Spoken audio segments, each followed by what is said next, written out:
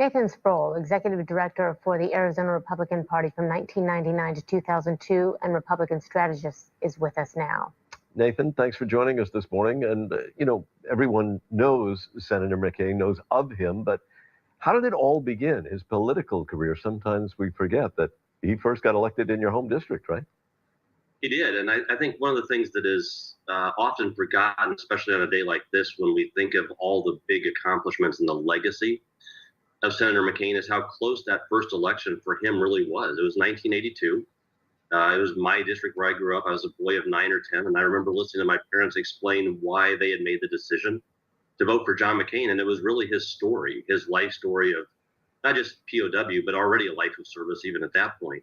But by moving into Arizona, when he did, he got into the race late. There was 3 other very well-accomplished, well-known candidates, and he won the race by just yesterday, 2,800, 2,900 votes.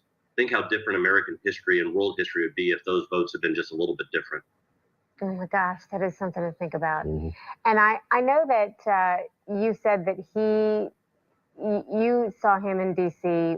on a senior class trip, and he was the only one of your delegation that came out and talked to you. What did he say? What did he do that stayed with you?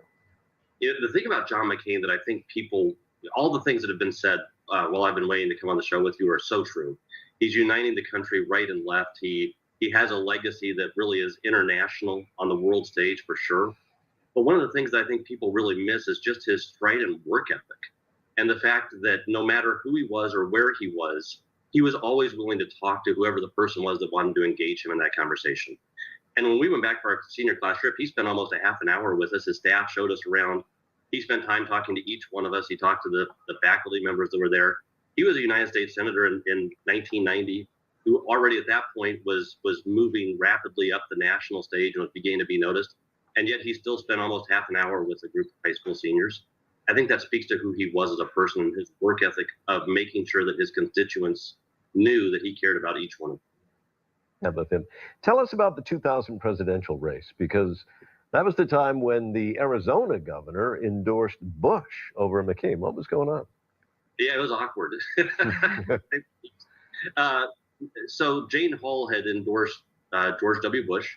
My boss at the time was good friends with Jane Hall, good friends with John McCain as well, but it created a very awkward situation within the rank and file of the party as to how to handle that type of a situation. And so there was actually one of the funner stories was we decided as the state party we were going to do a debate. And our debate was being scheduled before the first debate in New Hampshire. And so there was all sorts of back and forth between Bush and McCain as to whether or not they even were going to attend our debate. Ultimately, then Governor Bush and eventually President Bush decided that he wasn't going to come to the first debate. Your network really bailed us out because you helped us schedule a second debate so that we were able to get the first debate on TV that Senator McCain came to. But by the time we did the second debate, 10 days later, Senator McCain decided that he was going to prove to the New Hampshire voters how important they were to him. So we literally put a television at the podium for the second debate where Senator McCain was supposed to be, and Governor Bush came to that debate, but represented in person was a television set with John McCain on it while he was in New Hampshire, letting the New Hampshire voters know, and apparently they appreciated it because, as we all know, they did vote for him overwhelmingly in that primary. Yes, they did. All right. Well, thank you so much. We appreciate you being with us, Nathan, sharing those memories. And giving us a little insight into something that, an avenue that we didn't know about before. Thank you, Nathan. It was an honor. Thank you.